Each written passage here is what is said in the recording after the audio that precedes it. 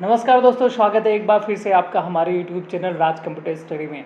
आज की इस वीडियो की डिमांड काफ़ी ज़्यादा स्टूडेंट की तरफ से थी और बहुत दिनों से थी कि एक्सेल की कोई एक ऐसी वीडियो आए जिसमें लगभग सारी वो इम्पॉर्टेंट फंक्शन कवर हो जो एडीसी ओ लेवल जैसे सिलेबस में आते हों और हमारे जॉब के लिए भी काफ़ी ज़्यादा इंपॉर्टेंट हो।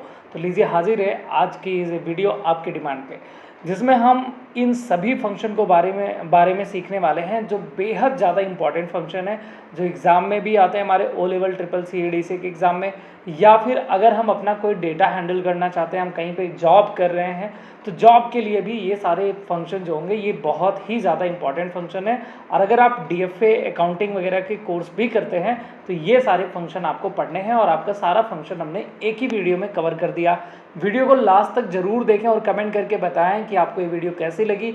अगर कोई और फंक्शन इसमें से आपका छूट गया है जिसके बारे में आप पढ़ना चाहते हैं, कमेंट बॉक्स में ज़रूर लिखें, उसके ऊपर भी हम वीडियो लेकर के आएंगे। और इस वीडियो को ज़्यादा से ज़्यादा लोगों के पास में शेयर करें और वीडियो को लाइक ज़रूर करें। तो चलिए शुरू करते हैं और समझते हैं अपने एक एक फंक्शन को एकदम डिटेल में। ठीक है,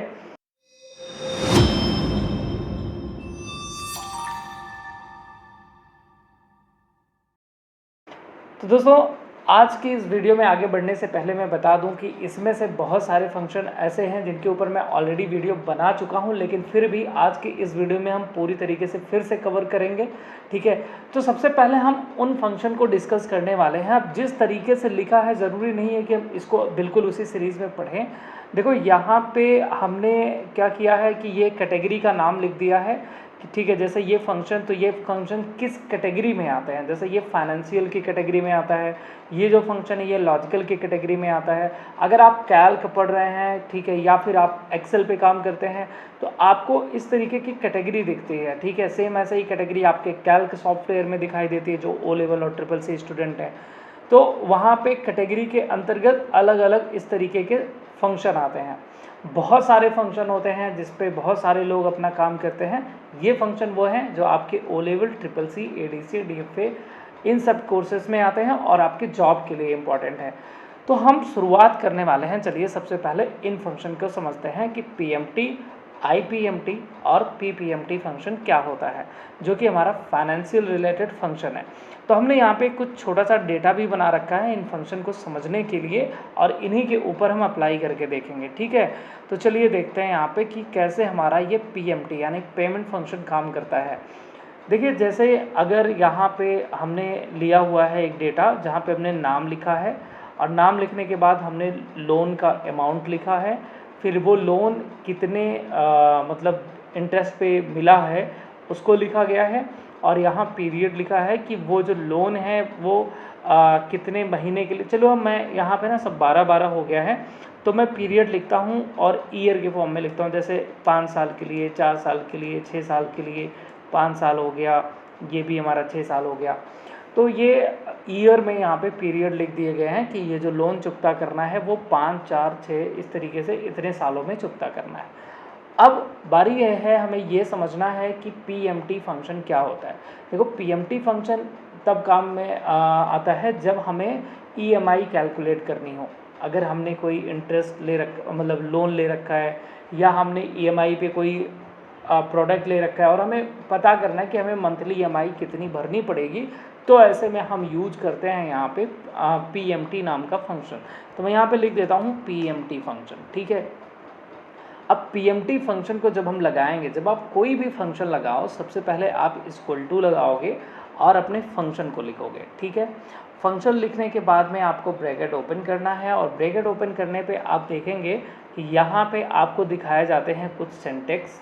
आपको बस इन सिंटेक्स पे ध्यान देना है। अगर आप कैल्क पढ़ रहे हो यानी ओ लेवल या ट्रिपल सी के स्टूडेंट हैं तो आप इन फंक्शन की प्रैक्टिस एक्सेल में कर सकते हैं। एक्सेल में सारे फंक्शन बहुत अच्छे से काम करते हैं।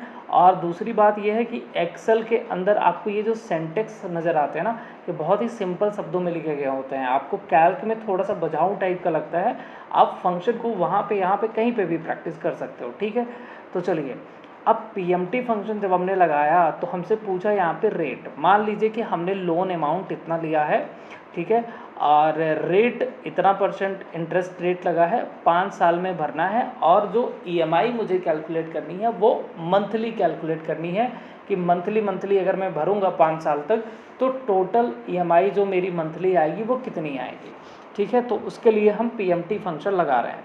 तो यहाँ पे पूछा रेट, हमने कहा कि भैया रेट यहाँ है, क्लिक कर दिया, रेट की सेल पे यहाँ क्लिक कर दो, यानी रेट का सेल रेफरेंस आ गया। अब इसमें क्या करना है, रेट पे चूँकि हम मंथली कैलकुलेट कर रहे हैं तो बटे 12 कर देंगे। अगर ईयरली होता तो यहाँ पे इसको मैं हटा देता, बटे 12 फिर नहीं करता, ठीक है। फिर लगाऊंगा कॉमा। जैसे मैं कॉमा लगाऊंगा तो मैं अगले सिंटेक्स की तरफ बढ़ता हूँ, ठीक है, जो अगला आर्ग्यूमेंट है। तो लिखा हुआ NPR यानी नंबर ऑफ पीरियड। तो नंबर ऑफ पीरियड का मतलब देखो, पीरियड क्या है, 5 साल। तो 5 साल में कितनी बार आप भरोगे, तो अगर मैं मंथली भर रहा हूँ तो 1 साल में 12 बार भरूंगा। तो मैं यानी कि यहाँ 5 साल में कितनी बार भरा जाएगा, इसको कैलकुलेट करने के लिए 5 में, यानी इसका जो सेल डिफरेंस आया उसमें गुणा कर दूं किससे, 12 से, तो यहाँ 60 आ जाएगा। अब मैं 60 लिख भी सकता था, या हमने ऐसे कुछ मेथड कर लिया, कॉमा लगा दिया। फिर पूछा गया हमसे पीवी यानी प्रेजेंट वैल्यू, आपके लोन का जो प्रेजेंट अमाउंट बचा हुआ है कितना बचा है। तो हमने कहा लोन अमाउंट हमारा इतना है, ठीक है। ब्रैकेट क्लोज करेंगे और एंटर बटन दबाएंगे। तो जैसे दबाएंगे ये आपकी ईएमआई कैलकुलेट होके आएगी, ठीक है, वो निगेटिव में आती है। आप चाहो तो यहाँ होम पे जा करके और यहाँ से आप क्लिक करके, ठीक है, अच्छा ये सिंबल हट गया, बाकी यहाँ जनरल में जा करके आप चेंजेस कर सकते हो। तो ईएमआई वहाँ से ये जो माइनस में है वो गायब हो जाएगा, फिलहाल कोई ना। तो ये हमारी आ गई ईएमआई कि अगर आपने इतना लोन अमाउंट लिया है, 10% पे लिया है और आपको टोटल इतना रुपए भरना पड़ेगा, ठीक है। अगर मैं यहाँ पे ये डॉट पे क्लिक कर देता हूँ तो नीचे जितने भी लोगों का लिखा गया है सबकी ईएमआई यहाँ पे कैलकुलेट होकर के हमारे सामने आ जाएगी, ठीक। तो इस तरीके से आपने यहाँ पे ईएमआई कैलकुलेट कर लिया। अब अगर मैं ये कहता हूँ कि आपने जो ईएमआई निकाला हुआ है इसमें ये बताना है आपको कि इसमें मेरा प्रिंसिपल अमाउंट कितना जा रहा है, यानी ये तो हमारा मूलधन और ब्याज मिक्स करके हो गया। अगर मुझे ये जानना है कि मैं इसमें ब्याज कितना भर रहा हूँ या फिर मैं इसमें मूलधन कितना दे रहा हूँ, तो उसको कैलकुलेट करने के लिए प्रिंसिपल अमाउंट के लिए तो पीएमटी यानी प्रिंसिपल अमाउंट हम यहाँ पे लगा देंगे, पीएमटी नाम का फंक्शन, ठीक है, सॉरी पीपीएमटी नाम का फंक्शन। तो यहाँ पे देखिए पीपीएमटी और आईपीएमटी का जो सिंटैक्स है वो बिल्कुल सेम है, बस नाम अलग हो जाएगा। तो यहाँ पे लगाऊंगा मैं पीपीएमटी नाम का फंक्शन, ब्रैकेट ओपन करूँगा। अब पूछा हमसे रेट, तो हमने कहा ये है रेट, और यहाँ पे क्या करना था, बटे 12, क्योंकि हम मंथली कैलकुलेट कर रहे हैं, कॉमा लगा दिया। अब जब सिर्फ PER यानी पीरियड पूछेगा तो सिर्फ आप यहाँ पे क्लिक कर देंगे, कॉमा लगाएंगे। वहीं जब यहाँ पे NPR यानी नंबर ऑफ पीरियड पूछा जाएगा तो वापस यही करेंगे। अब पूछा रहा है कि 5 साल में कितनी बार भरेंगे आप, तो 5 गुणे 12 यानी हमने सेल डिफरेंस दिया उसमें गुणे 12 कर दिया, ठीक, कॉमा। फिर पूछ रहा है PV यानी प्रेजेंट वैल्यू, तो प्रेजेंट वैल्यू हमने कहा ये रही हमारी लोन अमाउंट, बस ब्रैकेट क्लोज करिए और एंटर बटन दबाइए। तो आप ये जितना भी आपकी EMI आ रही है उसमें ये जो इतनी वैल्यू आ रही है निकल के, ये आपका प्रिंसिपल अमाउंट निकल के आ रहा है, यानी मूलधन निकल के आ रहा है। सेम ऐसे ये जो डॉट यहाँ पे है कॉर्नर पे, यहाँ क्लिक करें, आप डबल क्लिक करें और ये सब का मूलधन निकल के आ जाएगा। अब अगर मैं ब्याज कैलकुलेट करना चाह रहा हूँ कि मैं इसमें ब्याज कितना भर रहा हूँ, तो मैंने कहा बताया था आपसे IPMT नाम का फंक्शन लगाएंगे, ठीक, equal to IPMT, bracket open करना है, सेम PPMT की तरह है, क्या देना है, रेट। तो रेट में वापस हमने इसको दिया, बटे 12 कर दिया, कॉमा लगा दिया। फिर पूछा हमसे यहाँ पे पीरियड, तो हमने ये दे दिया 5 साल, कॉमा। फिर नंबर ऑफ पीरियड पूछा, फिर 5 साल, वापस गुणे 12 कर दिया, ठीक है। आपका जरूरी नहीं 5 साल हो, 4 साल, 3 साल, जो भी हो सकता है। फिर कॉमा, फिर पूछा PV यानी प्रेजेंट वैल्यू, हमने वापस इसको दिया, ब्रैकेट क्लोज करा और एंटर बटन दबा दिया। तो ये इतना निकल के आया आपका ब्याज, यानी आप जो ये टोटल इतना भरते हैं EMI, जिसमें इतना आपका मूलधन है और ये इतना आपका ब्याज जाता है। अच्छा, अगर मैं इन दोनों को जोड़ दूँ यहाँ पे, ठीक है, equal to PPMT plus IPMT की वैल्यू को जोड़ दिया, एंटर बटन दबाया तो देखिए सेम अमाउंट मुझे मिल गया। तो ये 3 फंक्शन कुछ इस तरीके से काम करते हैं। उम्मीद करता हूँ कि आपको ये तीनों फंक्शन अच्छे से समझ में आ गए होंगे। तो चलिए अब आगे बढ़ते हैं और अपने दूसरे फंक्शन को देखते हैं। तो मैं वापस आता हूँ अपने फंक्शन वाली सीट पे और मैं जो फंक्शन यहाँ पे पढ़ा दूंगा मैं उसको हाईलाइट कर देता हूँ, ठीक है, पता चले हमने कौन से फंक्शन को सॉल्व कर लिया है। ठीक, अच्छा, अब इसमें से हम शुरुआत करते हैं यहाँ से इफ़ फंक्शन से कि इफ़ फंक्शन क्या काम करता है, कैसे ये लॉजिक को सॉल्व करता है। तो देखिए इफ़ फंक्शन अब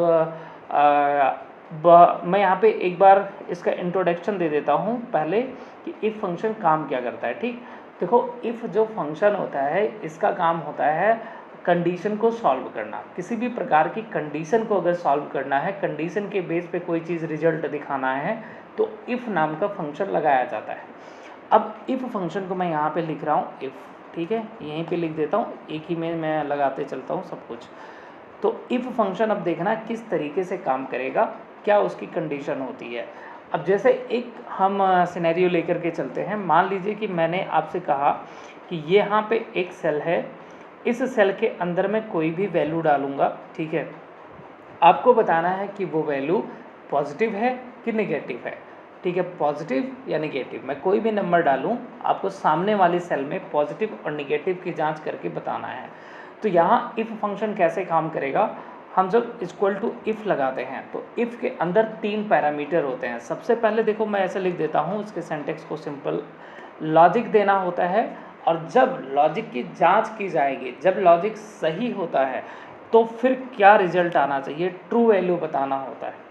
और अगर लॉजिक गलत हो जाता है तो ट्रू वैल्यू पे लिखा हुआ जो इसकी जगह पे जो भी हम लिखेंगे तब वो रन नहीं होगा, वो नहीं छपेगा, फिर फॉल्स वाली कंडीशन रन की जाती है। ठीक है, तो यहाँ पे जो लिखा गया होगा वो चीज़ प्रिंट हो जाएगा।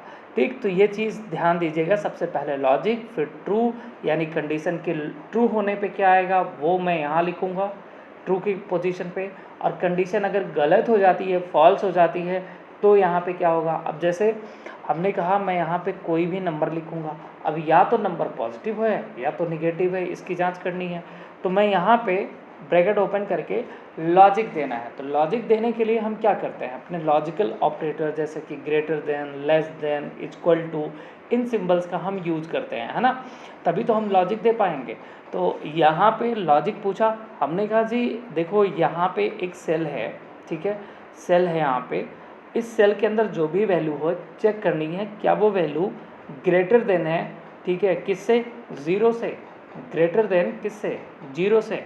अगर वो ग्रेटर देन है कितने से, जीरो से, तो कॉमा लगा दो, यानी अगर ये कंडीशन ट्रू होती है कि इसमें लिखी गई वैल्यू जीरो से बड़ी होती है तो क्या होना चाहिए, तो मैंने कहा तो आना चाहिए यहाँ पे पॉजिटिव, ठीक है, पॉजिटिव लिखा हुआ आना चाहिए, कॉमा। और अगर यहाँ की वैल्यू छोटी होती है जीरो से, यानी जब जीरो से छोटी है तो यानी -1 -2 होगा, तो वो क्या होगा यहाँ पे निगेटिव माना जाएगा। ठीक है, कोई भी वैल्यू भैया निगेटिव वैल्यू कब होगी, जब वो जीरो से छोटी होगी, और अगर जीरो से बड़ी है तो पॉजिटिव माना जाएगा। तो इस तरीके से हमने अपने लॉजिक को बैठा दिया, ठीक है, और एंटर बटन दबा दिया। अब यहाँ पे अगर मैं वैल्यू डालता हूँ जैसे 5, तो क्या आ गया पॉजिटिव, मैं डालता हूँ -3, ठीक है, तो क्या आ गया यहाँ पे निगेटिव। तो कुछ इस तरीके से यहाँ पे आप अपने कंडीशन को देते हैं, इस तरीके से आप कंडीशन लगाते हैं और जो भी वैल्यू होती है उसकी जांच हो जाती है, ठीक है, और फिर रिजल्ट दिखाया जाता है। चलिए एक और कंडीशन लेते हैं और फिर अपने अगले फंक्शन को समझते हैं। तो पहले हम इसको एक और कंडीशन सॉल्व करके दिखा देता हूँ। तो जैसे अब अगली चीज़ मान लेते हैं, चलिए यहाँ पे कि यहाँ पे आपको रिजल्ट दिखाना है पास और फेल। तो अब कंडीशन हमारी ये है, क्राइटेरिया ये है पास फेल की, कि यहाँ सामने इस रेंज में वैल्यू अगर 33 से बड़ी होती है या 33 के बराबर होती है तो रिजल्ट पास आना चाहिए, और 33 से छोटा होने पे फेल आना चाहिए। ठीक है, तो अब यहाँ पे क्या करूँगा, मैं जहाँ रिजल्ट चाहिए वहाँ फंक्शन लगाऊँगा इक्वल टू इफ़, अपना ये सेल दूंगा जहाँ पे मैं वैल्यू लिखूँगा, ठीक है, नंबर, और मैंने कहा कि वैल्यू जांच करनी है कि अगर वो 33 के बराबर या बड़ी होती है तो पास माना जाएगा। तो हमने लगाया ग्रेटर देन, अब ग्रेटर देन लगा दूंगा सिर्फ, तो 33 से बड़ा देखेगा। लेकिन मैं 33 को भी शामिल करना चाहता हूँ कि 33 नंबर है तब भी वो पास माना जाएगा, तो मैं यहाँ पे इक्वल टू लगा दूंगा। तो अब मैं लिख दूंगा नंबर, मैंने ये दे दिया लॉजिक। मैंने कहा इस सेल में जो भी वैल्यू है चेक कर लो, क्या वो वैल्यू ग्रेटर देन और इक्वल है कितने से, 33 से, कॉमा अगर ऐसा है तो यहाँ पे क्या आना चाहिए, पास, और अदरवाइज़ यहाँ पे क्या आ जाना चाहिए, फेल आना चाहिए। ब्रैकेट क्लोज और एंटर बटन दबा दिया। अब मैं यहाँ पे जो भी वैल्यू डालूंगा, जैसे 33 तो पास नज़र आएगा, 20 पे फेल नज़र आएगा, और अगर मैं यहाँ 85 कर दूँ तो पास नज़र आएगा। तो कुछ इस तरीके से इफ़ फंक्शन के अंदर हम अपने लॉजिक को देते हैं। ठीक है, उम्मीद करता हूँ कि इफ़ फंक्शन आपको समझ में आया होगा। अब समझते हैं इफ़ के साथ में एंड और फंक्शन कैसे इस्तेमाल किया जाता है। तो चलिए, इसी के नीचे हम अब लगाने वाले हैं इफ़ के साथ में इफ़ एंड का इस्तेमाल करेंगे और एक डेटा बनाएंगे और इसमें देखेंगे कैसे हमारा ये काम करता है। तो जैसे यहाँ पे ऊपर एक डेटा बनाया है, मैं सेम चीज़ को कॉपी कर लेता हूँ और नीचे यहाँ कहीं पे पेस्ट कर लेता हूँ, तो समय बच जाएगा। ठीक है, तो यहाँ पे कोई स्टूडेंट है रवि नाम से, जो मैथ, साइंस और इंग्लिश में इतना नंबर लेकर के आया है और मुझे इसका रिजल्ट दिखाना है, पास और फेल। अब कंडीशन को अच्छे से समझिएगा, फिर आप समझ पाएंगे कि इफ़ के साथ में एंड फंक्शन किस तरीके से यूज किया जाता है। ठीक है, तो अगर मैं बात करता हूँ एंड क्यों इस्तेमाल किया जाएगा या फिर और फंक्शन क्यों इस्तेमाल किया जाएगा। देखो, अगर हमारे पास लॉजिक ज़्यादा है, ठीक है, हमें मल्टीपल, देखो जो इफ़ होता है ना, वो सिंगल सेल के अंदर लॉजिक की जांच करता है, एक सेल में लॉजिक को चेक करता है। लेकिन अगर यहाँ पे कई सेल के अंदर लॉजिक की जांच करनी है, तो यहाँ पे अकेला इफ़ काम नहीं कर पाएगा। तो इफ़ के साथ साथ हम यहाँ पे एंड या फिर और फंक्शन का भी यूज करते हैं। अब एंड फंक्शन क्या कहता है कि आप जो भी कंडीशन बताओगे, जो भी कंडीशन होगी, ठीक है, अगर वो कंडीशन सभी सेल के अंदर फुलफिल हो रही है, सभी के अंदर मैच हो रही है, सब कुछ ट्रू हो रहा है, तभी मैं रिजल्ट ट्रू वाला दिखाऊंगा, अदरवाइज मैं फॉल्स वाला दिखा दूंगा। वहीं और फंक्शन क्या कहता है कि जो भी कंडीशन आप मुझे दोगे, अगर वो दिए गए किसी भी एक सेल में मिल गया, मैच हो गया, तो मैं यहाँ पे ट्रू का रिजल्ट दिखा दूंगा, अदरवाइज फॉल्स वाला रिजल्ट दिखाऊंगा। अब मैं यहाँ पे लगाऊंगा equal to if bracket open, और यहीं पे चूँकि मुझे मान लीजिए मेरी पहले तो कंडीशन समझ लीजिए क्या है। मेरी कंडीशन इस समय ये है, मैं इसमें पास कैसे कब दिखाने वाला हूँ, पास और फेल रिजल्ट दिखाना है। लेकिन पास मुझे तब दिखाना है जब यहाँ पे हर एक सब्जेक्ट में, चाहे मैं मैथ और इंग्लिश, सॉरी यहाँ पे ठीक है इंग्लिश भी है और साइंस, अगर इन तीनों का नंबर 40 से प्लस है ना, 40 या फिर 40 से ज़्यादा है, तो ही यहाँ पे पास आना चाहिए, अदरवाइज़ फेल आना चाहिए। मतलब मैथ में और साइंस में मैं देखिए एक शब्द रिपीट कर रहा हूँ और, ठीक है, और इंग्लिश में, इन सभी में 40 या 40 से ज़्यादा होने पे पास, अदरवाइज़ फेल। तो अब सभी में 40 होना ज़रूरी है, तो अगर सभी में 40 होना ज़रूरी है तो हम यहाँ पे लगाएंगे इफ़ और उसके अंदर लगाएंगे एंड, इफ़ एंड। ठीक है, तो अब यहाँ पे लॉजिक 1 पूछा कि पहला लॉजिक बताओ, हमने कहा ये रहा। अब चाहो तो अलग अलग सेल में अलग अलग नंबर के साथ में कंडीशन फिट कर सकते हो, जैसे मैं इसमें 40 कर दूँ, साइंस में 50 कर दूँ, इंग्लिश में 30 कर दूँ, ऐसे भी कर सकता हूँ। ठीक है, बट अभी के लिए मैं ऐसा चाहता हूँ कि 40 सब में रहे, तो मैंने कहा 40 या 40 के बराबर हो, तो यहाँ पे दे दिया हमने।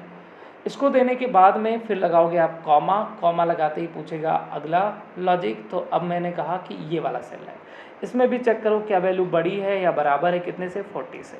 फिर मैंने कहा फिर एक सेल है, इसमें भी चेक कर लो बड़ी या बराबर है, कितने से, 40 से। तो इस तरीके से मल्टीपल लॉजिक दिया, ब्रैकेट को क्लोज किया। अब जो इफ़ के बाद में हम लोग लॉजिक दे रहे थे, तो लॉजिक की जगह पे हमने ये इतना लॉजिक पास कर दिया, कॉमा लगा देंगे। अब आ जाएंगे ट्रू पे, यानी अगर ये सारे लॉजिक ट्रू होते हैं, सब में वैल्यू 40 से प्लस मिलती है या 40 मिलती है, ठीक है, तो क्या आना चाहिए, तो यहाँ पे आना चाहिए पास, अदरवाइज यहाँ पे क्या आ जाना चाहिए, फेल आना चाहिए। ब्रैकेट क्लोज करेंगे और एंटर बटन दबाएंगे, तो देखो यहाँ पे क्या आ गया, पास। लेकिन अगर मैं किसी की भी वैल्यू कम कर दूं, जैसे यहाँ पे 30 कर दिया, तो अब एक क्राइटेरिया यहाँ पे मैच नहीं हो रही है, तो यहाँ पे फेल आ गया, क्योंकि एंड कहता है कि सब में वो क्राइटेरिया मैच होनी चाहिए जो हमें बताई गई है। ठीक है, अगर ये सब ट्रू है तो यहाँ पे ट्रू वाला रिजल्ट आएगा, यानी आपका पास आएगा। ठीक, अब इसी को मैं ले करके चलता हूँ, सेम चीज़ को मैं कॉपी करता हूँ और यहाँ कहीं पे पेस्ट करता हूँ। ठीक है, यहाँ कहीं पेस्ट करता हूँ और अब मैं लगाऊंगा इफ़ के साथ में और नाम का फंक्शन। जो इफ़ के साथ में और लगता है तो ये क्या कर देगा, इसका अपोजिट। जैसे अभी क्या कह रहा है भैया यहाँ पे कि अगर ये कंडीशन मतलब एंड लगा तो एंड कह रहा है कि सब में 40 होना चाहिए।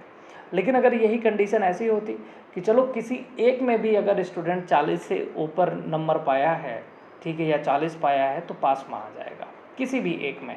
तो सिंपली कुछ नहीं, सब कुछ सिंटेक्स बिल्कुल ऐसा ही है, बस एंड की जगह क्या कर देना है, हमें यहाँ पे और लिख देना है, बस इतना सा काम करना था। एंड की जगह और, बाकी सब कुछ सेम उसी तरीके से। अब और क्या कहता है कि भैया ठीक है, देखो यहाँ पे इसमें अगर मैं इसको भी कम कर दूँ, 20 कर देता हूँ, तो ये 40 से नीचे हो गया, ये 40 से नीचे हो गया। लेकिन और कहते हैं चलो ठीक है, किसी एक में तो होना चाहिए, तो यहाँ इंग्लिश में तो है 40 से ऊपर, तो ये पास है। समझ गए, यानी मैथ अथवा साइंस अथवा इंग्लिश किसी भी एक में यहाँ पे 40 से ऊपर नंबर होने पे पास दिखाना है, तो इफ़ के साथ में और फंक्शन लगा दीजिए। ठीक है, तो किसी भी एक में जैसे ही वो क्राइटेरिया मिलेगी तो रिजल्ट पास आ गया। तो इस तरीके से इफ़ के साथ में एंड और इफ़ के साथ में और फंक्शन लगाया जाएगा। ठीक है, तो आपको समझ में आ गया कि इफ़ के साथ में एंड तथा और का क्या काम है। अब इफ़ एरर फंक्शन क्या काम करता है, इसको दिखाता हूँ मैं। तो जैसे कि मैंने यहाँ पे अभी अगर मैंने दिखाया था इफ़ फंक्शन लगा करके, मैं यहाँ से अगर हटा देता हूँ वैल्यू, ठीक है, अच्छा कोई ना, यहाँ पे रहने ही देता हूँ मैं। ठीक है, चलो यहाँ पे कुछ गड़बड़ी करके दिखाता हूँ। देखिए भाई, यहाँ पे कोई भी वैल्यू, जैसे अभी इक्वल टू ये वाला नंबर लिया और इस नंबर को प्लस कर दूँ, माइनस कर दूँ, गुणा कर दूँ, कुछ भी दूसरे नंबर के साथ में, तो जैसे मैंने प्लस किया तो दोनों योग करके यहाँ पे हमारे सामने आ गया। क्यों? क्योंकि दोनों नंबर थे तो दोनों का रिजल्ट आ गया। लेकिन अगर मैं यहीं पे एक छोटी सी मिस्टेक कर दूं, और मिस्टेक कुछ ऐसा कर दूं मैं कि यहाँ पे मैं ऐसा करता हूँ कि एक नंबर का मैं यहाँ योग करता हूँ, चलो यहाँ कोई ये टेक्स्ट दे दिया, अब ये नंबर है और ये टेक्स्ट है, तो क्या रिजल्ट आएगा? नहीं। तो यहाँ पे हमें अलग अलग टाइप की हमने वैल्यू दे दी, तो यहाँ पे मुझे वैल्यू एरर मिल रहा है, क्योंकि दोनों वैल्यू अलग अलग हो गई। तो अब वैल्यू एरर मिल रहा है। अब मैं ये चाहता हूँ कि अगर मैं कोई भी फंक्शन लगाऊँ और उस फंक्शन में अगर कोई गड़बड़ी नहीं है तो रिजल्ट आ जाना चाहिए। ठीक है, अगर कोई गड़बड़ी होती है तो इस तरीके का एरर दिखाने के बजाय मेरे द्वारा दिया गया कोई एरर शो करे या फिर कोई भी एरर ना शो करे। तो एरर को हैंडल करने के लिए इफ़ एरर नाम का फंक्शन लगाया जाता है। अब मैं यहाँ पे क्या करूँगा कुछ इसी तरीके का चीज़ करने के लिए, देखो एरर हैंडल करना है तो मैं यहाँ पे लगा दूंगा इफ़ एरर नाम का फंक्शन। ठीक है, इफ़ एरर, किसी भी फंक्शन के आगे पहले आप इफ़ एरर को लगा सकते हैं, उसके बाद अपना फंक्शन या फार्मूला अप्लाई कर सकते हैं। अब मैं ऐसा करता हूँ कि इफ़ एरर, जिसमें पहले सबसे पहले पूछेगा सिंटेक्स में वैल्यू, तो वैल्यू में मैंने कहा कि ये रही वैल्यू हमारी, कि इसको जोड़ना है इसके साथ में, कॉमा लगा दिया। फिर मैंने कहा वैल्यू इफ़ एरर, मतलब अगर इनको जोड़ने पे अगर रिजल्ट कुछ आता है तो ठीक है दिखा दो, लेकिन अगर यहाँ पे एरर आता है तो क्या कर दो, वैल्यू इफ़ एरर। अगर रिजल्ट में एरर आ रहा है तो तब मैं कह रहा हूँ कि कुछ नहीं दिखाओ। फिर तो कुछ नहीं दिखाना है तो डबल कोट्स ऐसे लगा के छोड़ दो। ठीक है, या अगर कुछ दिखाना चाहते हो तो डबल कोट्स के अंदर अपने मन मुताबिक जो भी एरर यहाँ पे, जैसे यहाँ पे लिख देता हूँ मैं प्लीज़, ठीक है एक सेकेंड रुको, ठीक है, प्लीज़ ट्राई अगेन। ठीक है, तो इस तरीके से आप अपना मैसेज डाल सकते हैं, या फिर आप यहाँ से कुछ नहीं दिखाना चाहते हैं तो इनको हटा दीजिए, बस 2 बार inverted comma open and close कर दीजिए, ब्रैकेट क्लोज करके एंटर कर दीजिए। तो यहाँ पे देखिए कुछ नहीं आया। लेकिन अगर मैं यहीं पे वैल्यू जो है ये अगर मैं सही कर दूँ, जैसे यहाँ पे इसको कर दूँ, अब एंटर कर दूँ, अब रिजल्ट आएगा। समझ गए बात हमारी? तो इस तरीके से इफ़ एरर नाम का फंक्शन ये काम करता है, इफ़ एरर फंक्शन। वहीं नॉट फंक्शन जो होता है ये कुछ उल्टा दिखाने के लिए यूज किया जाता है, ठीक है। तो मैं यहाँ पे यूज करता हूँ equal to not bracket open. तो देखो लॉजिक मैं ऐसे देता हूँ, मैं यहाँ पे जैसे ये दिया, मैंने कहा कि चेक करो क्या ये वैल्यू ग्रेटर देन है 10 के, ठीक है। एंटर कर दिया तो रिजल्ट क्या आ रहा है, फॉल्स। ये उल्टा दिखाएगा, ठीक है, जबकि ग्रेटर देन था वो, लेकिन यहाँ पे उल्टा दिखा रहा है। तो इस तरीके कोई अपोजिट रिजल्ट दिखाना हो तो हम यहाँ पे क्या करते हैं, यूज़ करते हैं नॉट फंक्शन, जो कि अपोजिट रिजल्ट दिखाता है। तो मैं यहाँ पे लिख देता हूँ इस तरीके से सामने, मैंने यहाँ पे यूज किया कौन सा फंक्शन, नॉट फंक्शन, और यहाँ पे यूज किया मैंने इफ़ एरर नाम का फंक्शन, ठीक है। चलो यहाँ पे इनको हाईलाइट भी कर देता हूँ, ठीक है। अब आगे बढ़ते हैं अगले फंक्शन की तरफ। तो ये भी हो गया हमारा, ठीक, नॉट फंक्शन। अब यहाँ पे देखते हैं कैर, क्लीन, कॉन्कनेट और लेफ़्ट, राइट, मिड, ये सारे फंक्शन। तो अब मैं सीधा सीधा इस पूरे फंक्शन को यहाँ से कॉपी करता हूँ, ठीक है, और कॉपी करके यहाँ कहीं किसी सीट पे लेके चलता हूँ। चलो प्रोडक्ट वाली सीट पे आ गया मैं, और यहाँ पे पेस्ट कर लेता हूँ, और यहीं अप्लाई करके मैं दिखाता हूँ कि ये फंक्शन काम क्या करते हैं।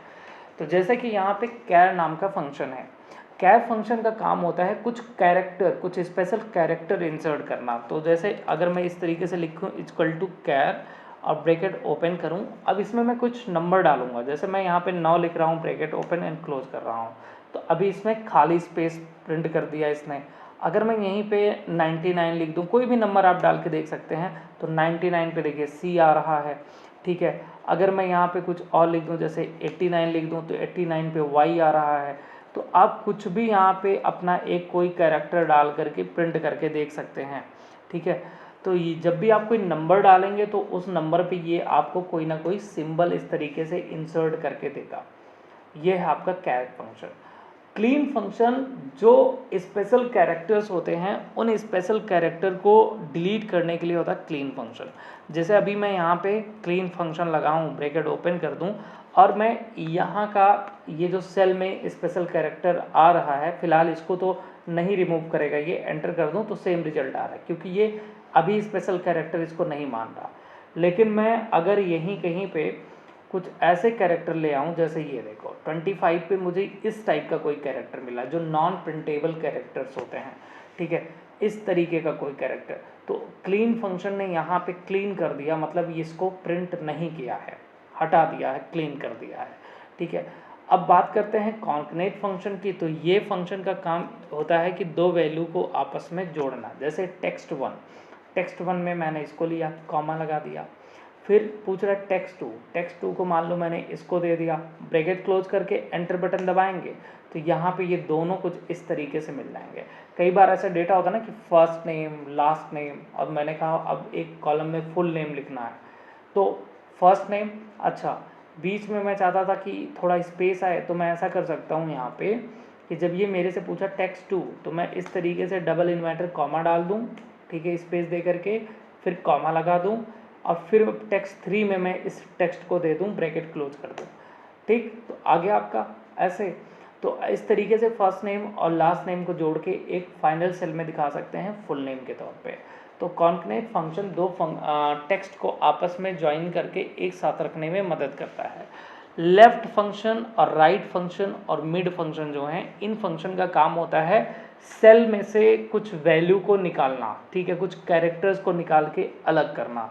तो अगर मैं यहाँ पे लगाता हूँ इक्वल टू लेफ्ट नाम का फंक्शन, ब्रैकेट ओपन करता हूँ, पूछा हमसे टेक्स्ट, मान लीजिए हमने यहाँ पे इस टेक्स्ट को दिया, कॉमा, पूछा नंबर ऑफ कैरेक्टर, यानी लेफ्ट साइड से कितने कैरेक्टर्स निकालने हैं, तो मान लीजिए 3 कैरेक्टर निकालने, मैंने डाल दिया 3, ब्रैकेट क्लोज एंड एंटर, तो उसमें से 3 कैरेक्टर को निकाल के इसके अलग कर दिया। सेम ऐसे ही बिल्कुल राइट फंक्शन होता है। अगर मैं यहाँ पे इसको दूँ कॉमा, कितने कैरेक्टर राइट साइड से निकालने मैंने बताया, ब्रैकेट क्लोज किया, तो इसने राइट साइड से 4 कैरेक्टर निकाल दिए। अब अगर ऐसे मैं यहाँ पे मिड फंक्शन अप्लाई कर देता हूँ तो ये बीच से निकालेगा। जैसे मैंने ये दिया कॉमा, पूछा स्टार्टिंग नंबर, बीच से कहाँ से निकालना, जैसे मुझे ओ से निकालना, तो ओ कितने नंबर पे आ रहा है, तीसरे नंबर पे, तो मैंने कहा स्टार्टिंग नंबर 3 है, और नंबर ऑफ कैरेक्टर, ठीक है। तो यहाँ से कितने कैरेक्टर निकालो, मैंने कहा चलो 3 ही कैरेक्टर निकाल दो, ब्रैकेट क्लोज और एंटर, ठीक है। तो वहाँ से 3 कैरेक्टर निकाल के इसने दे दिया, ठीक। अब आते हैं लोअर फंक्शन, लोअर, अपर और प्रॉपर, ये तीनों फंक्शन हमारे द्वारा लिखे गए जो टेक्स्ट होते हैं इनके केस को बदलते हैं। जैसे अगर मैं यहाँ पे लोअर केस चूज करता हूँ, यानी लोअर फंक्शन लेता हूँ और टेक्स्ट में मैं कोई भी टेक्स्ट दे दूँ, जैसे ये अभी ये सेंटेक्स केस में है या कह सकते हैं प्रॉपर केस में है, जिसमें पहला लेटर कैपिटल बाकी स्मॉल। अगर लोअर में ले लिया हमने तो ये उसको लोअर लेटर में कन्वर्ट कर देगा। कभी कोई डेटा है, आपसे कहा गया कि लोअर में पूरा लिखना है, तो आप यहाँ पे लोअर नाम का फंक्शन लगाइए। और अगर आप यहाँ अपर नाम का फंक्शन लगाते हैं, अपर ब्रैकेट ओपन करते, मतलब रेंज दे के ब्रैकेट क्लोज करिए और एंटर करिए, तो अपर यानी कैपिटल लेटर में कन्वर्ट करेगा। और वहीं अगर आप प्रॉपर नाम का फंक्शन लगा देते हैं, ठीक है, तो ये क्या काम करेंगे भाई साहब, प्रॉपर, उसको प्रॉपर तरीके से लिखेंगे। प्रॉपर तरीके से वो लिखा ही है, चलो मैं स्मॉल को दे देता हूँ, ब्रैकेट क्लोज एंड एंटर। तो पहला लेटर देख रहे हैं आप कैपिटल, बाकी स्मॉल हो चुका है। रिपीट फंक्शन जो किसी भी चीज़ को रिपीट कराता है, जैसे इक्वल टू यहाँ पे दे दिया मैंने रिपीट, ठीक है, ब्रैकेट ओपन किया हमने, अब पूछा टेक्स्ट, किस टेक्स्ट को रिपीट कराना है, तो मान लीजिए मैंने कहा ये शूज़ को रिपीट कराना है, कॉमा, करें नंबर ऑफ टाइम्स, कितनी बार, मैंने कहा 2 बार, ब्रैकेट क्लोज एंड एंटर। तो 2 बार मुझे वो टेक्स्ट रिपीट होकर के यहाँ पे मिल जाएगा। टेक्स्ट फंक्शन जो होता है, टेक्स्ट फंक्शन का काम ये होता है कि अगर मैं कोई डेट वगैरह लिख दूँ, ठीक है, चलो मैं यहाँ पे कोई भी डेट लिख देता हूँ, तो डेट आज की मैं लिख देता हूँ यहाँ पे।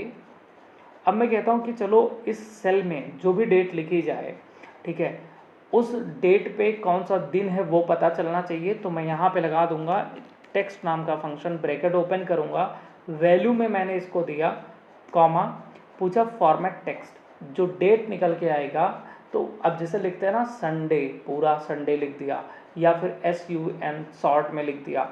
शॉर्ट में अगर चाहिए तो इन्वर्टर कॉमा के अंदर, डबल इन्वर्टर कॉमा के अंदर 3 बार डी लिखना है।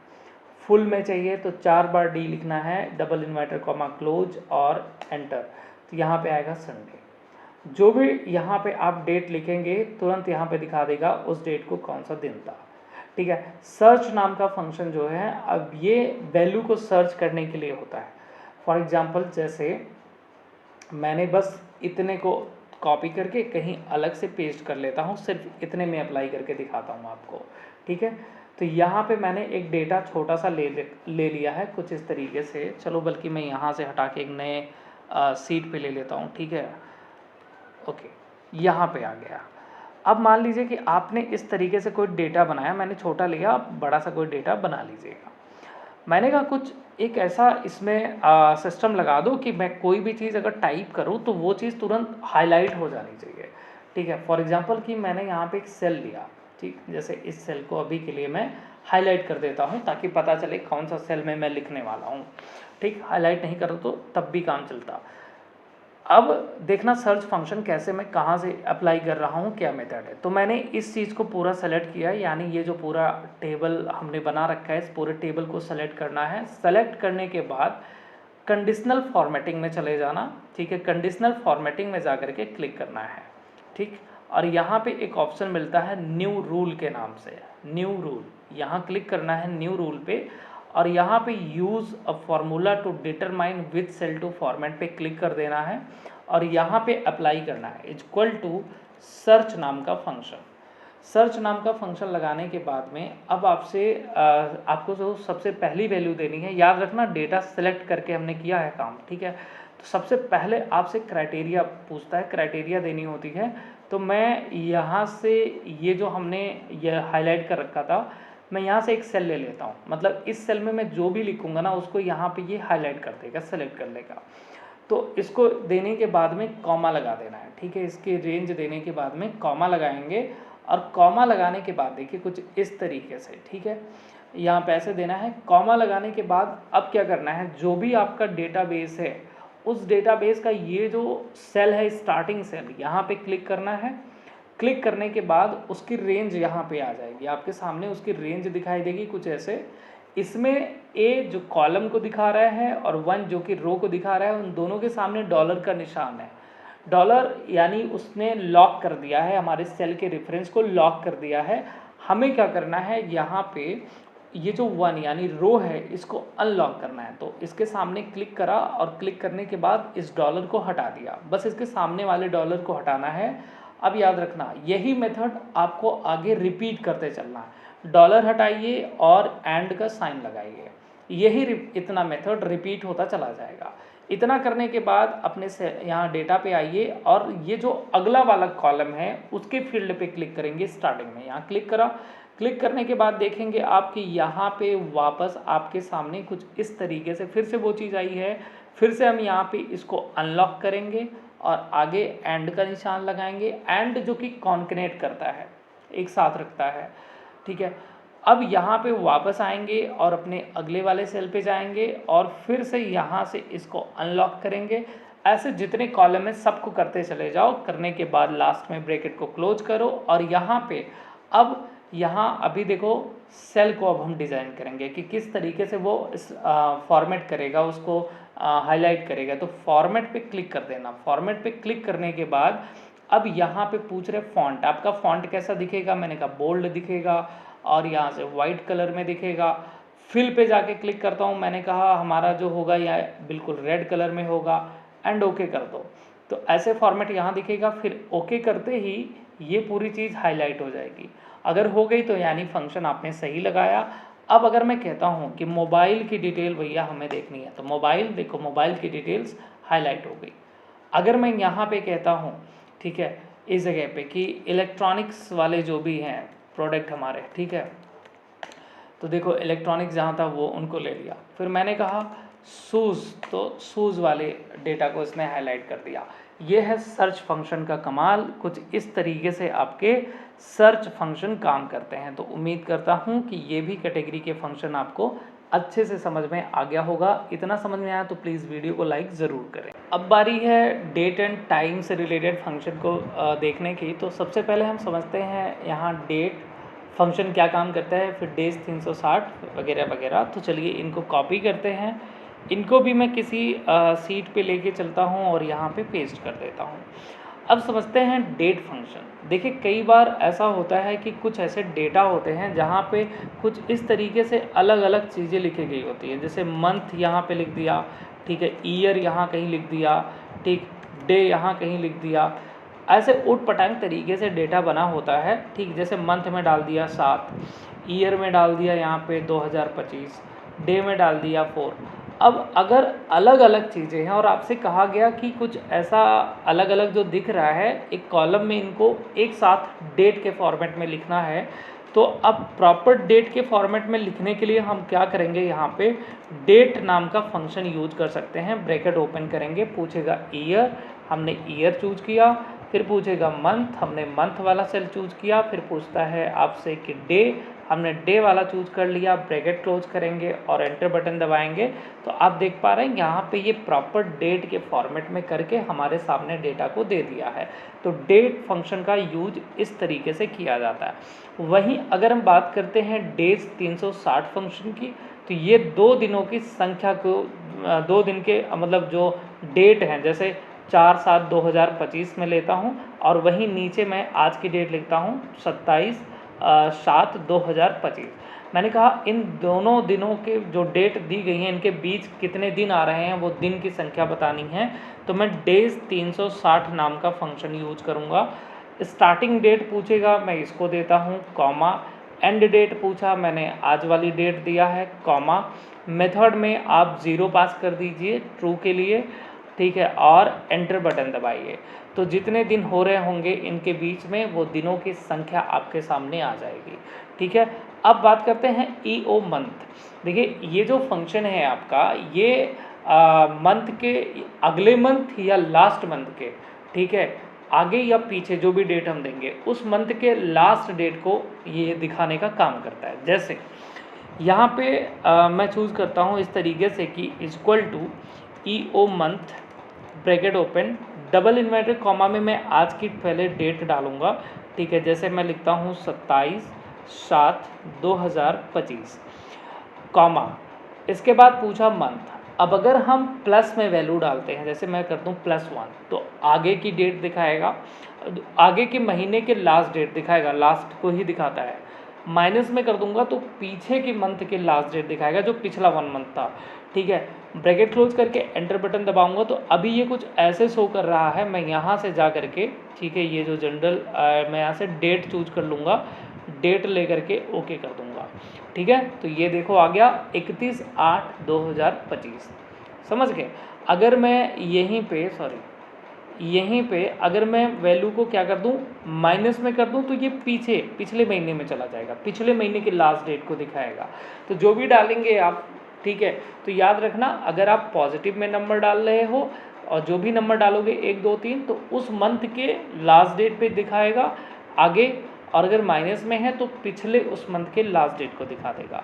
अब नाउ फंक्शन का अगर हम बात करते हैं तो ये डेट और टाइम दोनों को रिटर्न करता है। तो now bracket open and close, तो यहाँ पे अगर हैच आता है कभी भी तो समझ जाइए कॉलम की जो विड्थ है वो छोटी पड़ रही है, तो आपको बड़ा कर देना है।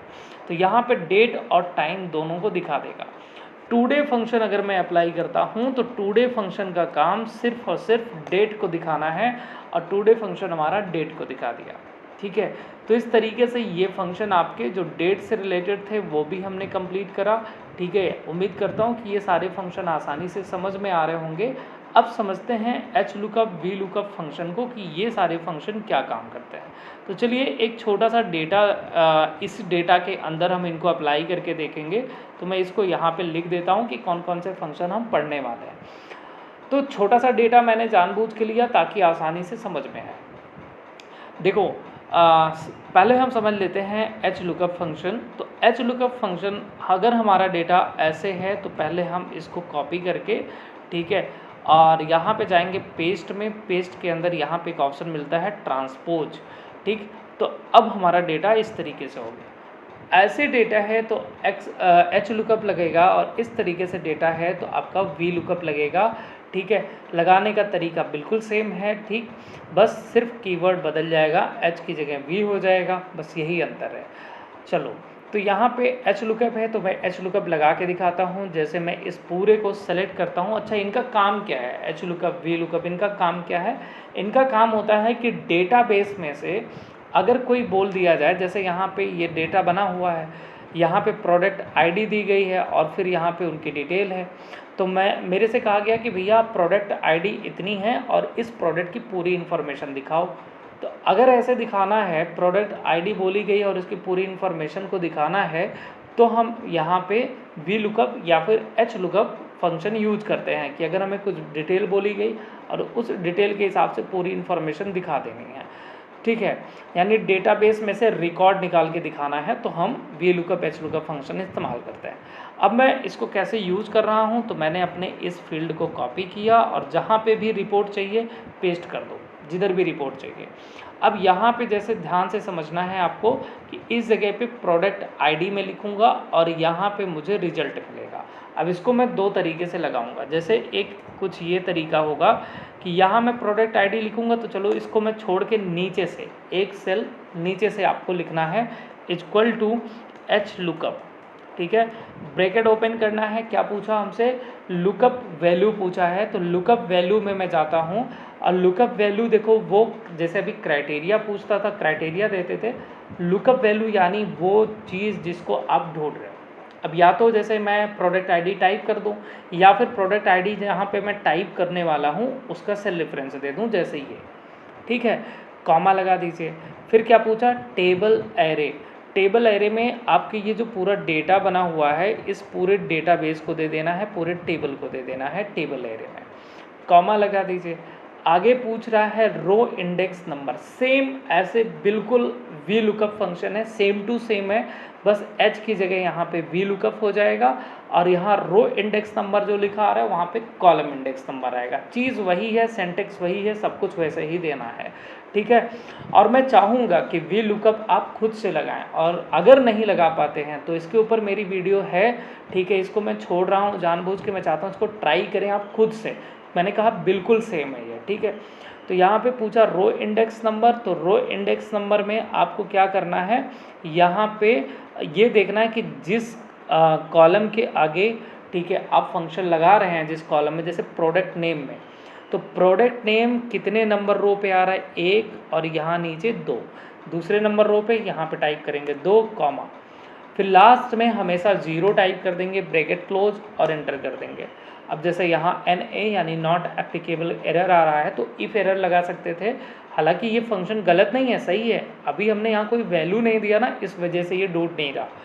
अब ऐसे सेम यहाँ पे भी रिजल्ट चाहिए होगा, तो यहाँ पे भी मुझे एच लुकअप लगाना पड़ेगा, ठीक है, ब्रैकेट ओपन, लुकअप वैल्यू पूछा, फिर से सेम चीज़, वही लुकअप वैल्यू हो गई, कॉमा, टेबल एरे पूछा, तो यहाँ से यहाँ तक ये पूरा टेबल एरे हुआ, कॉमा, रो इंडेक्स नंबर पूछ रहा है, तो रो इंडेक्स नंबर हमारा क्या हो गया, यहाँ पे तीसरा हो जाएगा, ठीक है, क्योंकि तीसरे कॉलम पे है, कॉमा लगा दिया, फिर यहाँ पे रिजल्ट में डाल दिया 0, ब्रैकेट क्लोज कर दिया और एंटर बटन दबा दिया। इतना बस करना था, ठीक है, आपका ये हो चुका है पूरा कंप्लीट। अब अगर मैं यहाँ पे प्रोडक्ट आईडी डालता हूँ कुछ, तो जैसे मैं यहाँ पे लिख रहा हूँ P102, जैसे एंटर करूँगा तो देखो प्रोडक्ट आईडी डालते ही उस प्रोडक्ट की इन्फॉर्मेशन निकल के आ गई है।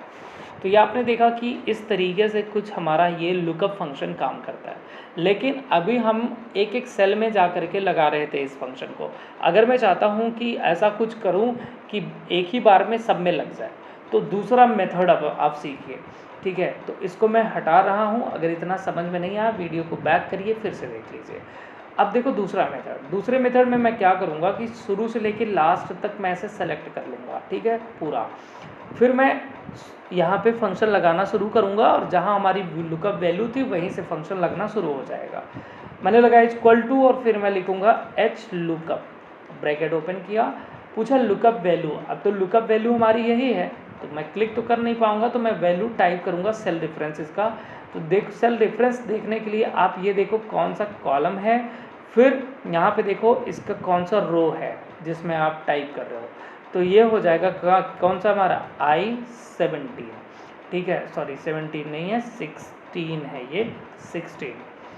फिर अब यहाँ पे ध्यान देना, जो हमारा ये अलग मेथड है, तो इसमें हमें इसको लॉक कर देना है। लॉक करने के लिए F4 नाम की बटन दबाओगे, जो F4 फंक्शन बटन है, ये लॉक होगा, कॉमा, टेबल एरे, तो टेबल का एरे पूरा का पूरा दे दूंगा मैं, और इसको भी मैं यहाँ पे लॉक कर दूंगा, F4 बटन दबा के लॉक, फिर कॉमा लगाऊंगा। कॉमा लगाने के बाद में अब यहाँ पे कॉलम्स नाम का फंक्शन, सॉरी रोज नाम का फंक्शन लगेगा, और अगर आप वी लुकअप लगा रहे हैं तो कॉलम्स नाम का फंक्शन लगेगा, चीज़ बिल्कुल सेम है।